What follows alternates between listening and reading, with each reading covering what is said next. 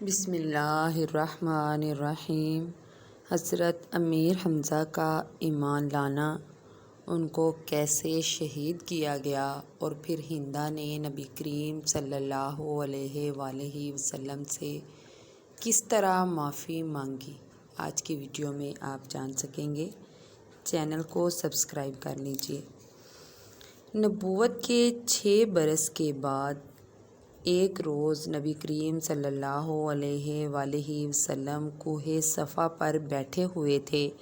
ابو جہل وہاں ہی پہنچ گیا۔ اس نے نبی کریم صلی اللہ علیہ وآلہ وسلم کو پہلے تو گالیاں دی۔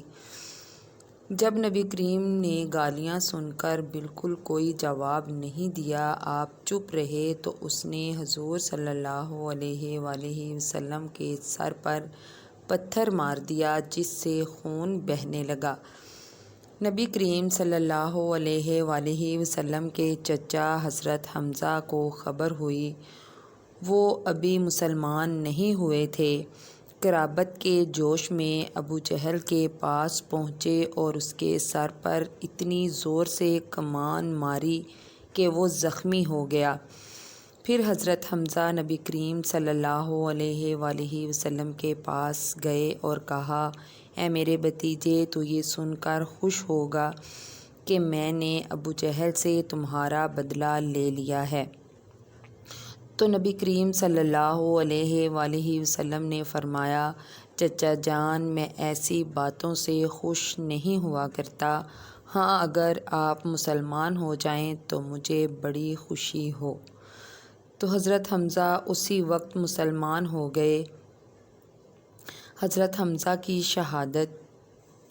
حضرت حمزہ غزوہ احد میں آپ نے بڑے بڑے دشمنوں کو سپرد خاک کیا۔ ان کے ایک وحشی غلام نے ایک پتھر چھپ کر پیچھے سے مارا، جو ایک بزدلانہ حملہ تھا۔ انہوں نے چھپ کر حضرت حمزہ پر وار کیا تو ان کی ناف کے قریب زخم لگا، جو شدید تھا، جس کی وجہ سے آپ شہید ہو گئے۔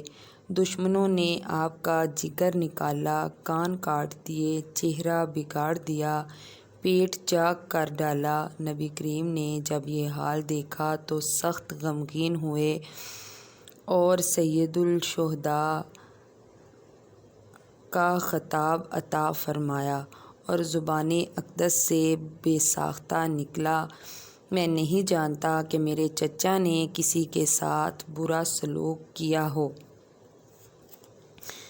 پھر ایک بار ایسا ہوا کہ ہندہ نے نبی کریم صلی اللہ علیہ وآلہ وسلم سے معافی مانگی۔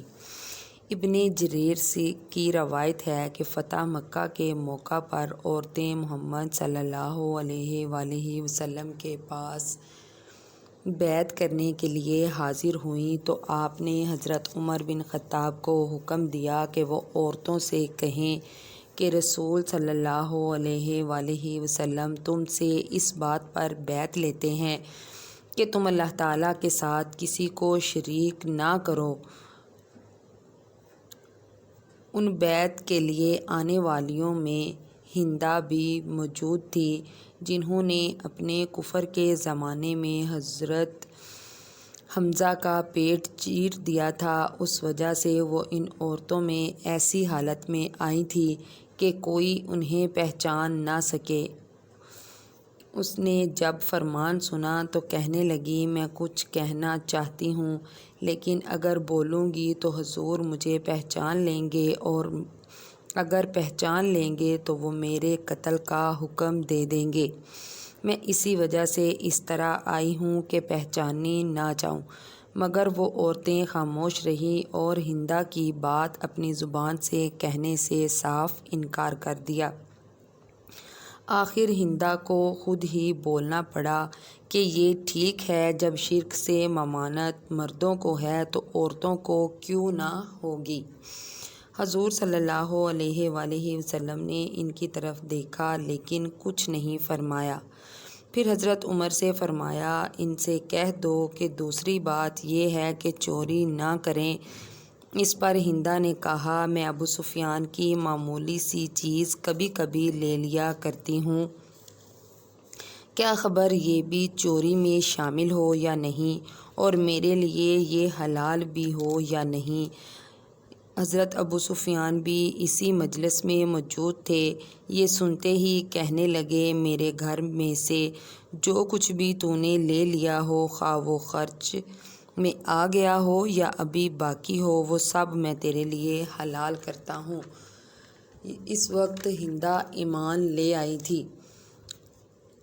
اب تو نبی کریم نے انہیں صاف ہی پہچان لیا کہ یہ میرے چچا حضرت حمزہ کی قاتلہ ہیں اور ان کے کلیجے کو چیرنے والی اور پھر چبانے والی عورت ہندا ہے۔ آپ نے انہیں پہچان کر، ان کی یہ گفتگو سن کر اور اس کو اس حالت میں دیکھ کر مسکرا دیے اور انہیں اپنے پاس بلا لیا۔